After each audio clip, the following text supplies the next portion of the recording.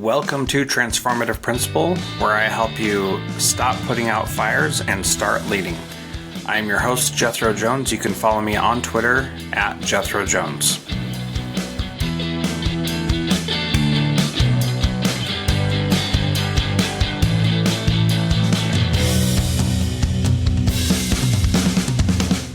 I mentioned in episode 462 that I'm doing a new training program called How to Be a Transformative Principal.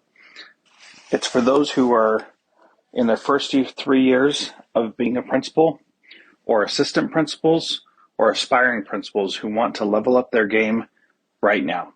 Join me at jethrojones.com/how2be. How to be. We'll see you there. That's jethrojones.com/how2be.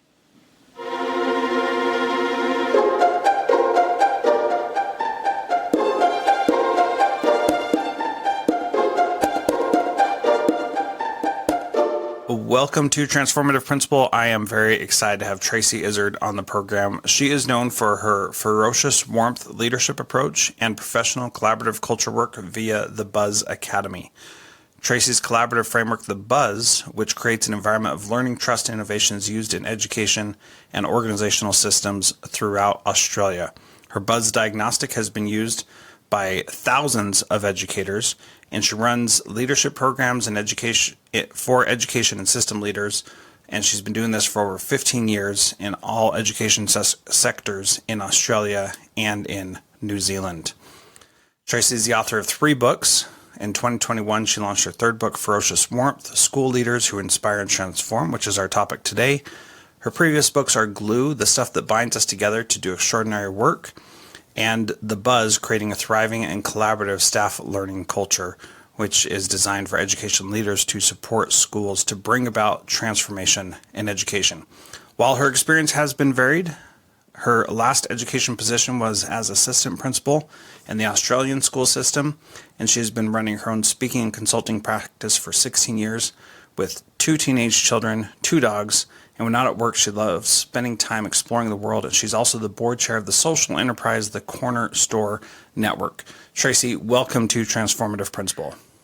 Thanks, Jethro. It's really lovely to be here this morning. Well, it's this morning for you and for me, and we're on the other side of the world, and that just is so amazing, blows me away, and thanks for having me. Yes, I love that aspect that I can reach people all over the world by doing this podcast, and it is so amazing because I didn't know about you before a few months ago, and now I know you, and I'm so grateful because there's so much good that you have to share. It's just inspiring, and something that I don't think a lot of people in the United States, where the majority of my audience is, but we do have people all over the world who listen to Transformative Principle. So I'm excited to talk to you today, especially about your newest book, Ferocious Warmth, which is really a great way to look at school leadership specifically. So can you give us an idea first of what Ferocious Warmth really is? Yeah, it comes from just, I suppose, working with so many brilliant leaders over the years in education who I just started noticing patterns around what they were able to do. And so if you think visually of an infinity symbol, the Ferocious Warmth first symbol is the infinity symbol, where great leaders are very skilled at being able to draw from the head and the heart. So they're really good at the result stuff, the strategy, the objective, the logic, but at the same time they understand how to tap into the heart, the emotions, the storytelling, the stuff that inspires people to get on board and co-create together. So Ferocious Warmth really came out of looking at what sort of leadership creates the type of strong, collaborative culture that we need to all work together as a collective. And so it's got this idea of the daily dance of leadership, where contextually you need to pull more from the head, more from the heart in a heartbeat, and have those together, not apart. So, when we have the extremes, we sort of have people that might be very results driven. So they're very head, and they're all about the measurement, and they're all about what we're trying to do and the KPIs and what's the outcome. And it's very hard edged. And then we have the people that might go too much the other side, and it's all about relationships, and we forget sight of the strategy and what we're trying to achieve.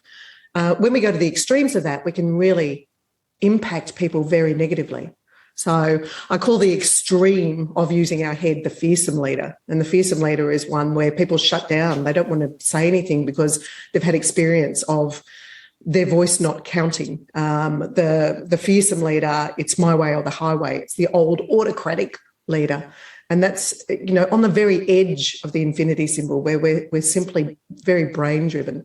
Whereas on the other side, if we're so heart-driven that we're enmeshed in the gossip and the drama and all that sort of stuff and trying to rescue people, then we're out of balance as well. So the balance of ferocious warmth is bringing both the head and the heart in balance together in the middle. So that's the essence of the main part and really accessible part, I think, of ferocious warmth, because people can really know when they might need to draw from the other side a little bit more than their default might be. Yeah, so I remember early on in my administrative career, we read a book called, I don't remember the title right now, Data-Driven Leadership, I think. Driven by Data, that's what it's called, by Paul Brambrick Santoya.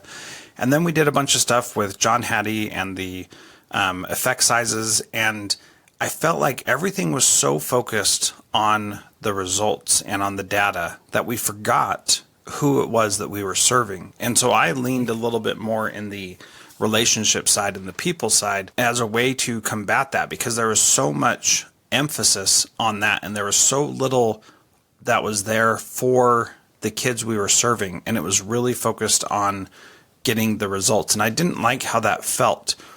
But then I saw, as I went over to the softer side, that I could fall too far over there as well. And so I love the infinity symbol that you use, because it implies this motion that needs to happen that you call the dance, where you're going back and forth from side to side. And like you said, you really do have to, in a moment, switch from being focused on results to being focused on people. Yep. Because we're working with people. So what are the other aspects of the ferocious warmth approach? There's the intelligence and the elements. Can you talk a little bit about those and give us an overview of those? Sure. So there's wrapped around those, because there's so much in that. I love what you just said, Jethro, and that's really was the impetus, I think, to create this concept around this. I'm incredibly concerned around education that just goes around just data and doesn't see underneath the data and the stories that are behind it. Yesterday, I worked with a whole bunch of educators that work with the most vulnerable in the state that I come from in Australia. And whilst at a high level, we can just be looking at what are the outcomes for these students, each one of them has got a story. Each one of them has got a context and a life that we need to make sure that we're connecting to that. So that head and the heart coming together, no matter whether you're looking at results, how do we get people on board with us is totally heart work as well. So what I've found is that these leaders that I've looked at, in the book, there's a lot of stories from these leaders. I got to interview great people and observe them. And the thing that came out is four very strong elements that sit around the outside. The first one is they're expansive. They're absolutely the lead learners. They are constantly trying to broaden their view of the world and not close it down. So we have to move away from being right, and actually open up and get people's insights, get people's ideas. This is also the element which leads collaborative cultures. And, to be able to build a collective and have a collective learning space, being able to create that psychological safety for people to learn deeply together and pull apart what they're doing, to be responsive to students, to really step in and be curious, that's a skill in itself. So expansive is sort of the kickoff, because I think if we are not expansive ourselves, it's very hard to then lead expansion in others, whether it's the people we work with or our students. The next one is connected, and that's where emotional intelligence absolutely sits. That's the connecting the hearts, connecting people to the purpose, the joy of the work, connecting the work together and creating that collective growth mindset. I absolutely am a proponent for us stepping into the growth mindset space of expansion, but I think collective growth mindset is like another evolution of that. I think we can have an individual growth mindset, but actually not be great at collectively working together. So we need people to connect us together around that. So connection is very much a heart element. Then we have authenticity. And authenticity, I believe, is not, let me show up with my real self, and people have just got to suck it up if I happen to be, a real self that actually is fearsome and stomps on people and so drama-filled that I create havoc wherever I go. Actually, I think that if we are true expansive leaders, our authenticity is always trying to bring our best self, not our real self necessarily, because I think when we unpack the layers of who we are, our real self really is our best self. It's the one that's always trying to get the best outcomes for the kids. So that's the third, So we've got expansive, connected, authentic, and then the last one is courageous. And I think education has got so many challenges every day. We need to have this tap into that well of courage. But at the moment, the impetus is on us all the time, I think, to go, how do we transform education right now? We're measuring too much of the wrong stuff. We're having to shift out of this 18th century, 19th century paradigm of education, create innovation and transformation.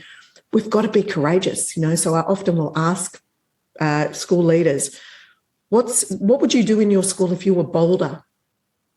What is it that you would do? And set your sights on that, bring people with you and go and do that thing. What is it that you're elevating up so that people are excited about what you're trying to continually transform with them? And we need courage to do that. Some of us need courage simply to have the more challenging conversation with that teacher that might be doing not quite the right thing. Everyone has got what's my part of courage that I need to step into. But the ferocious warmth leader, it really brings together the head and the heart that says, what is the core purpose of what I do? And what do I need to do to be courageous about getting there as well? Yeah, I like that a lot. There are a couple of things that I want to point out. I love the idea that your what did you say? The authenticity is bringing your best self. I think that is so key. And that's a thing that we don't think about. We think that authenticity is bringing our real self and just being who we are. And I like how you're challenging that notion that it's really about being your best self. And that is who you should be when you're authentic. And because our best selves are not always there on the surface. And sometimes they are hidden. And the real beauty of what we do is that when we are our best selves, then we're also an example to others for them to be their best selves as well. And absolutely, that's really challenging sometimes, because sometimes I just want to be mad at someone. Yeah. And I think that being mad at someone is okay if we we know from emotional regulation that we need to own our emotions and where we are. But if we're not then seeking to work out what was the trigger that got me there, so this is where the head and the heart stuff comes in, and I talk to people about what are your strengths and when sometimes can be triggered where your strengths turn into shadows. So, for example, if I'm high in empathy, sometimes that can mean that I trigger into avoidance because I don't want people not to like me, or I don't want to go and have that conversation with someone because I'm thinking more about what's happening for them rather than what's happening for the student. So I need to pull from my head, and it's like a tightrope walker. I need to pull from the other side.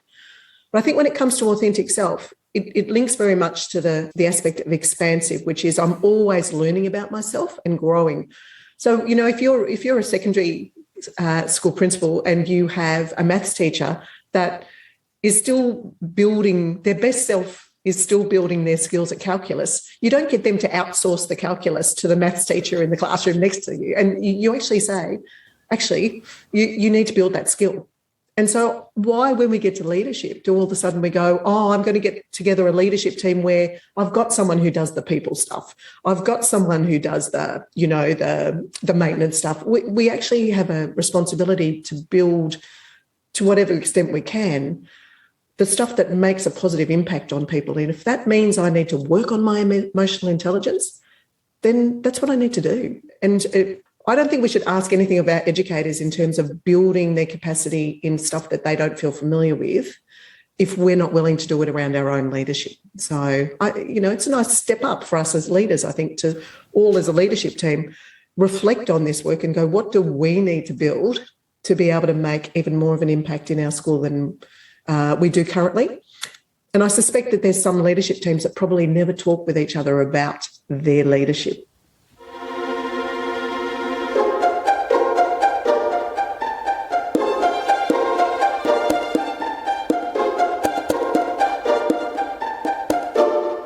John Catt Educational supports high-quality teaching and learning by providing publications that are research-based, practical, and focused on the key topics proven essential in today's and tomorrow's schools.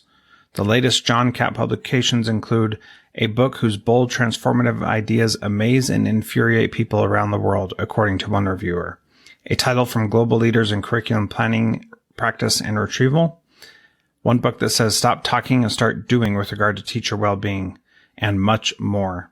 These books, used by educators of all roles across North America and worldwide, amplify fresh, engaging voices with practical strategies to create transformative change. Learn more in our show notes at jethrojones.com/podcast.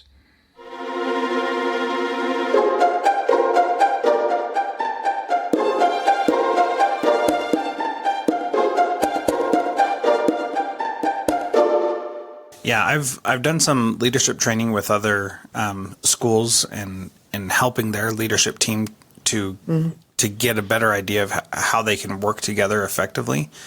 And one of the things that is an unfortunate outcome of that, especially when we use personality tests and things like that to help people understand and have a framework for talking about their strengths and their weaknesses and things like that, is that result of you're the people person or you're the communication person, we dole these roles out, and there's got to be a better way to do that. And what we don't want is to say, okay, now everybody's in charge of everything, because then that's also not going to work. So what's the happy medium that we should do instead of saying this is only you to we all do everything? How do we divide up that work effectively?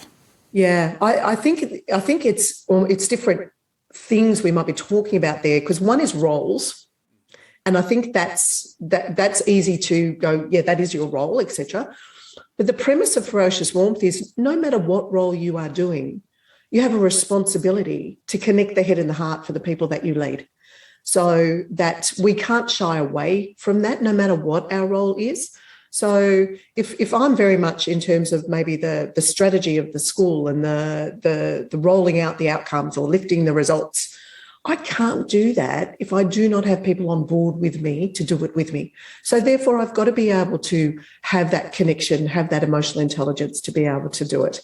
If I'm in charge of well-being, let's take well-being. Well-being often, people will say that the people that are in charge of well-being, very strong heart-driven leaders often. But if there's not a great strategy within that well-being structure, we're going to be going around in circles. And so my skill as a leader to be able to build that strategy is still needed for me to do a good job. And I think that what do we say to educators around tapping into the collective genius within a school is how do you go and we set up peer observation, go and observe people, learn from them, be able to build your own skills. If you've got people in your leadership team that have great skills around a particular area, how do you learn from them? How do you actually create a learning environment in your leadership team where you discuss your approach and why you might do that, and you learn from people who've got the skills on the other side that yours might not be quite as strongly developed? To me, that's true lead learner doing that work. I'm always looking at how can I increase my positive impact by increasing the skills that are going to help that positive impact. Yeah, so one of the challenges we face is in giving feedback, especially peer feedback. That's a very hard thing for educators, and it's hard for principals to give good feedback to teachers as well. And a lot of times our feedback is only based on what our experience is, not based on what that person's experience is. So can you talk a little bit about how to give good feedback to people? Yeah, great. I'm a bit provocative around this. I reckon we should chuck the term feedback cultures in the bin. Yes. Yay, I believe that also. We'll get into that more. Go ahead. Excellent. Great. Yeah. we've got so much baggage around this term feedback. For me, what this is how do we, instead of a feedback culture, create a learning culture? So this is the buzz work that I've done for years and years. You know, the schools that are right up the top of the buzz cultural ladder in the diagnostic, no, they work as a collective. So they see that getting feedback, and giving feedback is a loop. We're constantly looking at how do we do this better, you know? And one of my favourite schools is Stonefields over in Auckland in New Zealand. And Sarah Martin, who runs Stonefields with her team, she's an incredibly collaborative, ferocious, warmth leader. I talk about her in the book. She and her team have this culture of we never arrive. We never arrive. And so to have that mindset straight away says, so therefore we have to not be defensive about what we do, but be always open to learning about it and be curious. So if we come with curiosity straight away and say we're having a conversation with a teacher, and if we come from just our lenses, this is what I know, this is what I do, and this is what I'm telling you, that's not feedback anyway. What that is that's just a download.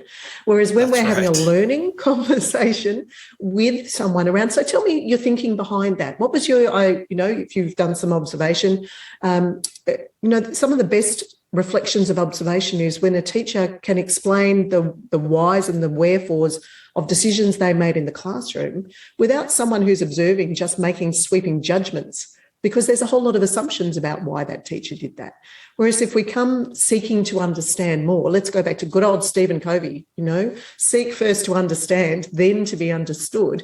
If we take that into that sort of learning conversation, all of a sudden we come away from being the judge and jury into being a partner with that teacher around their teaching and what they're trying to do. And I know this is, so much about how you see the world as well, Jethro, that that the partnership conversation is a learning conversation on both sides, because if we're not learning and we're just expecting the other person to learn, I think there's a real arrogance in that myself. But I also think that it's very misguided, because it doesn't allow for both of us to explore and understand why things happened or what went on, so. Yeah, so I would add to that if our focus is on giving feedback, then we've made the judgment already, and it doesn't matter what we say or what was done, because we've already made a judgment about that. And so that's where I've spent a lot of time lately thinking about what observations really should look like. And I've come to the conclusion that a principal does observations basically to see if his or her vision for the school is being implemented. And then if it's not, then you talk about how to implement the vision for the school better. And beyond that, it doesn't matter what.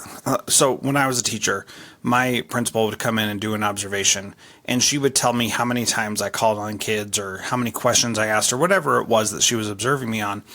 And I did absolutely zero with that information afterward, because she was getting a tiny glimpse of what I was doing and trying to take the art of teaching and turn it into a data set that matched her expectations according to how she was trained on a particular observation instrument.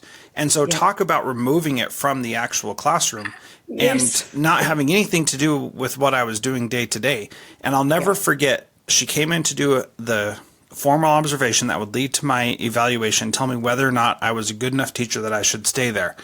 And that day, so you were allowed to decline an observation one time, and then you had to take the administrator on the next one. So I had declined the previous one because we were doing something that wasn't really conducive. And on this one, we were doing something that wasn't conducive either, because the kids were giving presentations.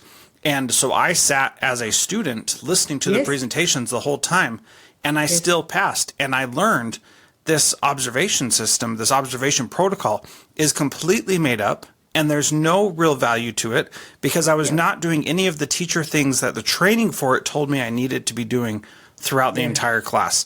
And I was just blown away at how ridiculous and what a waste of time it was. And it was then that I recognized there's got to be something better out there. Absolutely. And the lack of relationship conversation with you as well, that's key to this, isn't it? Is if you're a principal, do your teachers see that you are a journey partner with them on their learning journey? And you mentioned at the start of that great example of the defensiveness. And I've studied quite a lot around the neuroscience of conversation. It's a lot of what I work with when I work with leaders around building strong connection. And I worked with Judith E. Glaser, who has written a great book, Conversational Intelligence. And she was based in New York. Unfortunately, she's passed away, which is a real loss for the world. But her work has been incredible in terms of shifting culture in many very large organisations by getting the leadership to have different conversations. And what we know with the brain is that if I have a sense that you always have to be right, my cortisol goes up. If I have a sense that you actually are not listening to me and you're just talking at me, my cortisol goes up. And, this is where what we know around the brain is so important. How many students experience this where they feel like they want to speak with an adult in the school, but they're not heard, or it's the teacher that has to be right? And so what we're doing is we're setting up this adversarial chemical dance in our brains. And the prefrontal cortex, when there's too much cortisol, will shut down and the amygdala kicks in and goes, I'm out of here. So collaboration, problem solving, connection, empathy, all start going down. And this is what we see in low cultures, is this lack of connection around the work, but also lack of connection as human beings, because we're not stepping in and deeply listening to each other. So, I think this is what often happens in observations. Your example is a great example of, well, I now will shut down from this because it seems like a waste of time and there's no deep dialogue to go with it. And that's exactly what happened with me, is that I just shut down and said, okay, I know that this means absolutely nothing, so I'm not going to ever worry about it again. And so I didn't. For the rest of the time that I was teaching, if they came to do an observation for my formal evaluation, I just said, come on in. And then they would give me the results, and then I would just toss them because they meant absolutely nothing. So the opportunity to have those conversations was completely lost. And I worked hard as a principal to change that. I don't think everybody thought that I did it perfectly, but I'm sure, different people had different perspectives, which is what I would like to talk about next, which is that some people that I worked with as a principal thought that I was a very warm, people-oriented principal. And other people, especially those that I had to hold accountable for bad decisions, thought that I was a very ferocious principal. What's your advice to someone who's on either end of that spectrum to make the changes they need to get to the other side? Yeah. I think it's or really rather to get to the center. Excuse me. I didn't mean to cut you off, but no, that's all good. Yeah, get to the center. Self-awareness first port of call, and I think this is self-awareness. If you do a leadership program, usually the first module, self-awareness, then we move on. Self-awareness is so critical to this work. This is deep work. This is deep, really looking within and actually understanding the relationship you have and the impact you have. So the people that saw you on the other side, Jethro, a different relationship was formed with those people than the people that interacted and triggered you into the other side. So knowing our triggers is really important. When we're in the centre, we're actually aware of when we might get triggered into less than useful spaces. So, for example, I work with a principal and she knows she has a real driving need to be liked and to be needed. And so and there are people that trigger her into the good old drama triangle, the Cartman triangle, I'm going to go and rescue you. So her work in building her skill with those particular people is to ensure that she stays balanced. And she's really got that head, what's the strategy we're doing? What's the vision for the school? What's this? Let's always bring it back to how does this affect the student?